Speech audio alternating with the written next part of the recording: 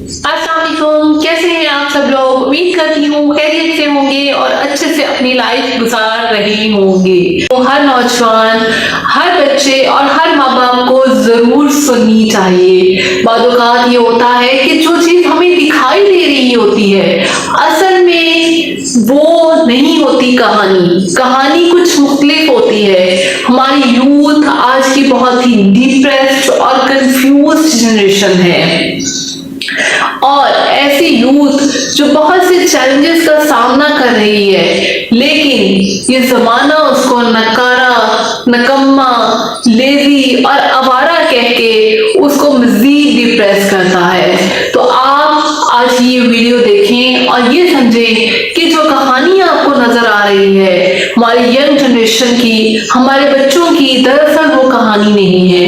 ये पेरेंट्स, ये तमाम नौजवान और तमाम यूथ जो भी मुझे एक्सेस कर रहे हैं, इस वीडियो को मुकम्मल देखिएगा। सबसे पहले पेरेंट्स को ये बात समझने की जरूरत है, हमारी असल असासा हमारे बच्चे हैं। ये बात हर कोई जानता है, लेकिन हम उनको ट्रीट किस तरीके से कर रहे हैं। हमारे पेरेंट्स को ये लगता है कि माँ बाप ने बहुत सी कुर्बानियां दी हैं, सारे दिन की वो स्ट्रगल वो बच्चों के लिए कर रहे हैं, उनकी बहुत बच्चों के लिए है, उनके एक्सपेंसेस उठा रहे हैं, उनके तमाम अखराजात पूरे कर रहे हैं, उनको आला एजुकेशन दिला रहे हैं, तो उनका फर्ज मुकम्मल हो गया। लेकिन कहानी यहाँ खत्म नहीं होती। हमारी जो बच्चे हैं उनको बहुत से चैलेंजेस का सामना कर रहे हैं, उनको बहुत से इमोशनल स्ट्रेसेस हैं जिनको आपको समझने की जरूरत है। सबसे पहले तो उनके लिए एकेडमिक प्रेशर है, उनके ऊपर बहुत प्रेशर है कि बहुत ज्यादा अच्छे ग्रेड्स लें, बहुत ज्यादा उनके नंबर आए, जिसकी वजह से वो जिससे के साथ वो कॉप नहीं कर पाते।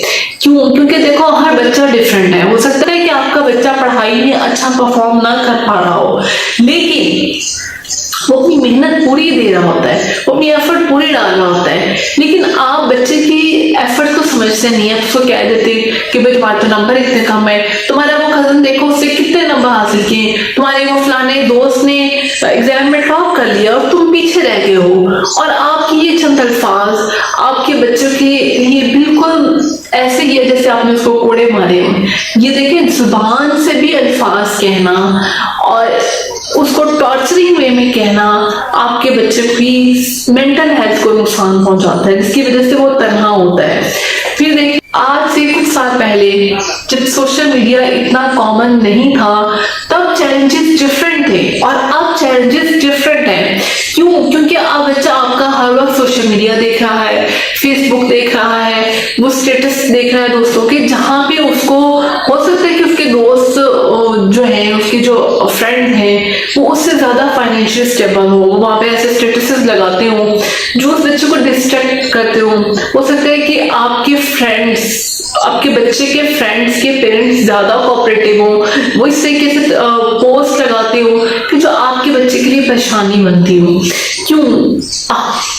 हो सकता है कि आपके जो देखें आपके बच्चे के दोस्त के पेरेंट ने उसको गाड़ी दिलवा दी है या उसको बाइक ले दी है या उसको कोई और गिफ्ट दे दी, उसने वो उस पर पोस्ट लगा दी है, लेकिन आप ये सब चीजें अफोर्ड नहीं कर पा रहे। ठीक है, आपकी रेंज इतनी नहीं है और लेकिन आपका बच्चा तो वो चीजें देख रहा है ना, वो भी आपका कंपैरिजन कर रहे होते हैं कि फलाने दोस्त के माँ बाप क्या कर रहे हैं और अब मेरे माँ बाप क्या कर रहे हैं। तो ये भी एक चैलेंजिंग स्ट्रगल आपका बेटा फेस कर रहा है, आपका बच्चा फेस कर रहा है, और आपको भी यहाँ पे उसको काउंसल करने की जरूरत है, उसको बताने की जरूरत है कि ठीक है बेटा, एजुकेशन ज्यादा जरूरी है, बाकी नेसेसिटीज ज्यादा जरूरी है, उनको पूरा करना ज्यादा जरूरी है, ये लग्जरीज बाद में भी आ जाएंगे, ये चीजें भी आपने उसके माइंड में इनकलकेट करनी है। ये हमारे बच्चों के लिए बहुत ज्यादा चैलेंजिंग है, क्योंकि बच्चे ये चीज अंडरस्टैंड नहीं कर सकते कि आपकी रिसोर्सेज क्या हैं, आपकी फाइनेंशियल स्ट्रगल कितनी है, आपकी इनकम कितनी है, क्योंकि बच्चों को ये बात समझाना बड़ा मुश्किल काम है। स्पेशली 18-20 तक वो इन चीजों को अंडरस्टैंड नहीं कर रहे होते, उनकी एज भी ऐसी होती है, उनके लिए भी बहुत बड़ा चैलेंज है। देखिए, बच्चे ग्रोइंग फेज में होती है, उनके अंदर डिफरेंट हार्मोनल सेक्रेशंस होती हैं और वो हार्मोनल सेक्रेशंस की वजह से वो ग्रो भी कर रहे होते हैं, और उनका जो है वो टेम्परामेंट भी चेंज हो रहा होता है, बातों का भी चिड़चिड़े हो जाते हैं। लेकिन आप इस चीज को अंडरस्टैंड नहीं करते, आप कहते हैं कि जी लोग ये कर ही क्या रहा, हम इनके लिए इतनी एफर्ट कर रहे हैं, हम इनके लिए इतनी कोशिश कर रहे हैं और ये बस मुंह बना के बैठा हुआ है, कमरे में बंद किया हुआ है, रहने दे इसको बंद, इसको माँ बाप की कदर नहीं है। देखो माँ बाप की कदर इतनी जल्दी बच्चे अंडरस्टैंड नहीं कर सकते, ये बात माँ बाप को समझनी है। आप क्या एफर्ट डाल रहे हैं, आपका बच्चा इस बात को अंडरस्टैंड नहीं कर सकता अनटिल और अनलेस वो खुद माँ बाप ना बन जाए। क्यों? क्योंकि उसको वाकई ही नहीं पता होता कि जी ये लग्जरीज कहाँ से आ रही हैं, बिजली के बिल कहाँ से दिए जा रहे हैं, ग्रोसरी कहाँ से आ रही है, एजुकेशन एक्सपेंसेस कहाँ से दिए जा रहे हैं। उसको लग रहा होता है कि चीजें ऑटोमेटिक हुई जा रही है कि शायद, लेकिन ये बात आपको पता है और आपको तो पता है कि आप मेहनत कर रहे हैं, लेकिन बच्चों की इतनी अंडरस्टैंडिंग नहीं है, ठीक है ना। उसको इस चीज की अंडरस्टैंडिंग नहीं है कि वो इमोशनल बॉन्डिंग जो है हमारे पेरेंट्स की हमसे है, वो हम पे एक्सपेंसेस कर रहे हैं, वो क्यों कर रहे हैं? क्योंकि माँ बाप अपने बच्चों को दिलो जान से चाहते हैं तो ये सब कुछ कर रहे होते हैं, लेकिन बच्चों की भी इतनी अंडरस्टैंडिंग नहीं होती। वो ये चीजें वक्त के साथ साथ ही सीखेंगे, लेकिन इन रिटर्न कहने का मतलब ये है कि आप उन पर गुस्सा करते हैं, उनको समझाते हैं हमने इतना कुछ कर दिया इसके लिए, हमने ये कर दिया, हमने इसको अच्छे स्कूल में दाखिला दिलवा दिया, ये फिर भी नहीं पढ़ रहा, ये निकम्मा है, ये नकारा है, इसका इंटरेस्ट नहीं हो सकता है, उसका मैं इंटरेस्ट ना हो। देखिए मैंने आपको बताया सोशल मीडिया का दौर है, आज डॉक्टर इंजीनियर बनना जरूरी नहीं है।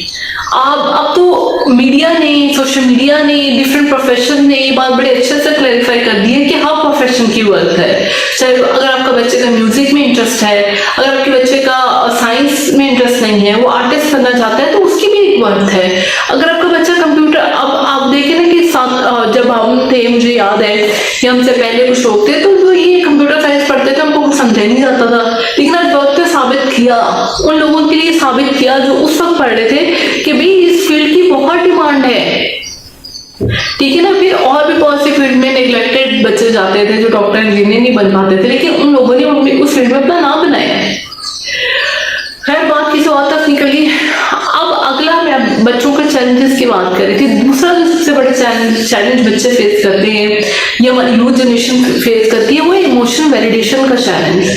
अगर आपका बच्चा डिप्रेस हो गया है, ये वो परेशान है, वो रोना चाहता है तो लोग कह देते हैं लो जी ये तो मर्द है, ये कमजोर है, ये रो रहा है, ये है वो है। तो ऐसे देखें बहादुर लोगों को एक कौम बनाकर हमने क्या करना अगर वो वैशी बन जाए। और अगर आपके बच्चे के रोने से उसकी इमोशनल स्ट्रेंथ या उसकी मेंटल हेल्थ बेहतर होती है तो आपको उसको सपोर्ट करना चाहिए, उसको ताने लामे नहीं करने चाहिए। जिससे टॉन्ट मारना है ना वो किसी भी उम्र के शख्स को बहुत पीछे ले जाता है। तो बच्चे तो बहुत सेंसिटिव होते हैं, उनके दिल भी छोटे होते हैं, नाजुक होते हैं। फिर हमारा जैसा कल्चर है कि हम बच्चों को अपने परों में छिपा के रखते हैं, हम चाहते हैं कि उनको गर्म हवा भी ना लगे, उनको ठंडी हवा भी ना लगे, तो वो उनके लिए छोटी छोटी बातें जो है ना वो बड़ी तीर की तरह उनको लगती हैं। उनको आपने वो नहीं समझते कि भाई आपकी क्या प्रॉब्लम्स हैं। आपका एक सख्त अल्फाज भी उनके लिए जो है ना वो बड़ा डिप्रेसिंग हो जाता है, क्योंकि आपने उसको वो इन्वायरमेंट नहीं दिया, ठीक है ना। आपने तो उसको परों में छिपा के रख लिया, आपने तो उसको जमाने की गर्म हवाई नहीं लगाई। फिर खुद ही जब आप ऐसा बिहेव कर रहे हैं तो वो आपके बच्चे की मेंटल हेल्थ को इफेक्ट करता है। अब मैंने आपको बताया कि आपका बच्चा डिप्रेस है, किसी परेशानी में है, आपने उसकी बात नहीं सुनी, वो और आपने उसको कहना शुरू कर दिया है कि जी हमने तो तुम्हारे ऊपर इतना अखराजात कर दिए, तुम करते क्या हो, तुम नकम्मे हो, तुम्हारा दोस्त ऐसा, तुम्हारा कजन ऐसा, तुम्हारा ये कंपैरिजन बहुत ज्यादा होता है और हर घर में होता है। हमने भी फेस किया है, हमारे दोस्तों ने भी फेस किया और हर माँ बाप को ये लगता है कि शायद दूसरे का बच्चा आइडियल है, लेकिन आप इस सिचुएशन में आपका बच्चा अलोन हो जाता है, आइसोलेटेड हो जाता है, उसके पास अच्छी कंपनी नहीं होती।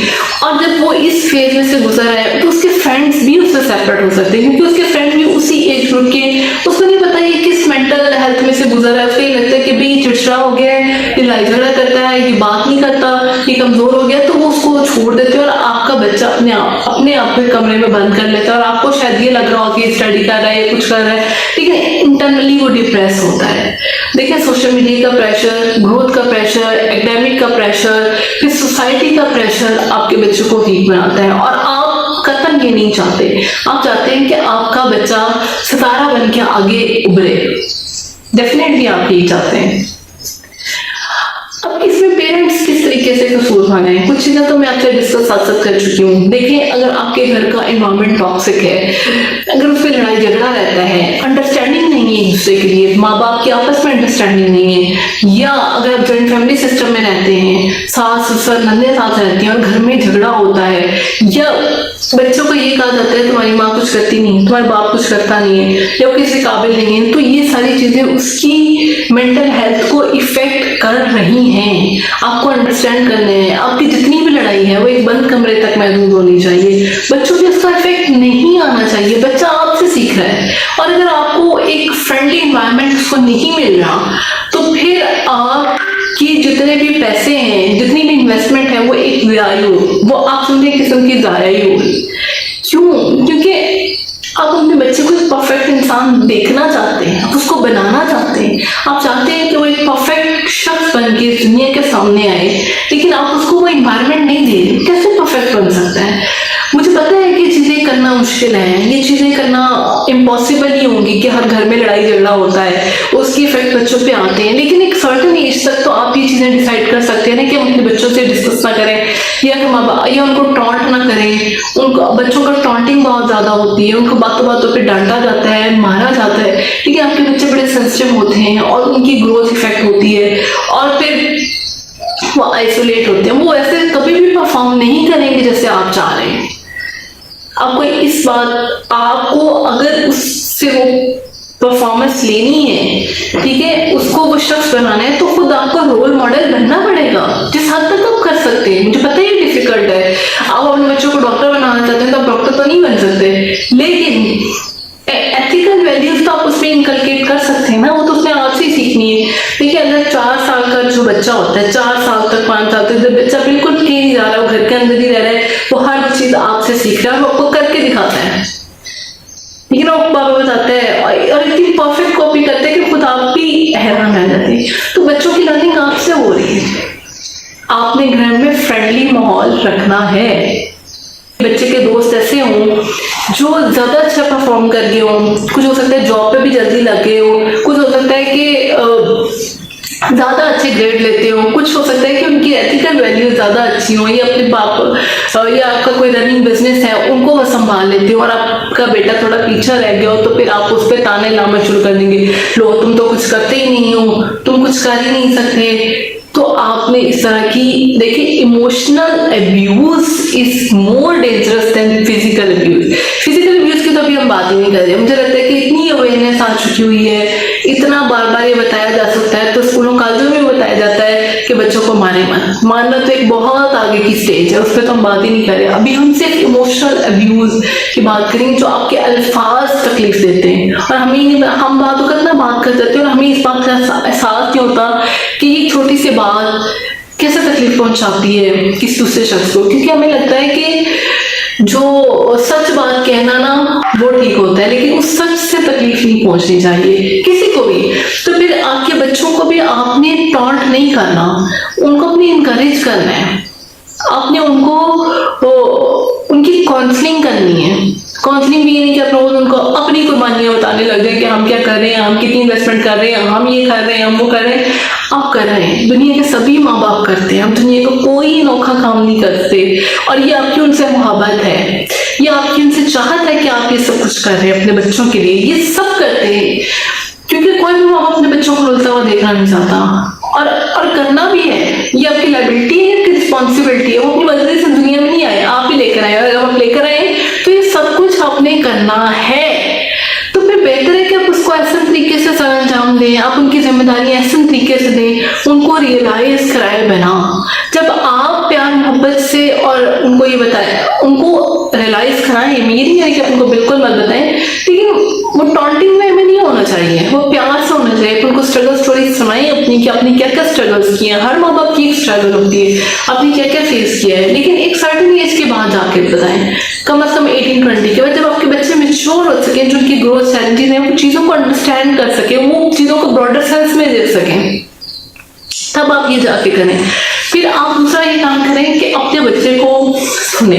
हमारे क्या होता है कि अभी बच्चा बात शुरू करता है, पेरेंट्स इसको पहले ही टोक देते हैं। तो हमारे जैसे हमारे पाकिस्तान का या इंडिया का या इन कंट्रीज का कल्चर है कि हम बच्चों पे डोमिनेटिंग है, तब तो बच्चा वैसे ही डर जाता है, वो आपसे वो बात कर ही नहीं पाता जो एक्चुअली में वो करना चाह रहा है। तो उसको सुनिए, आप थोड़ा सा प्यार मोहब्बत वाला एनवायरनमेंट घर में रखिए। देखिए आपकी जो भी भागदौड़ है, आपने कोई ज्यादा बनाई है, आपने कुछ भी किया है, क्या वो इनफेक्ट आपके बच्चों को ही मिल रहा है, तो आप उन पे अपनी जो है ना डिसीजन इम्पोज नहीं कर सकते।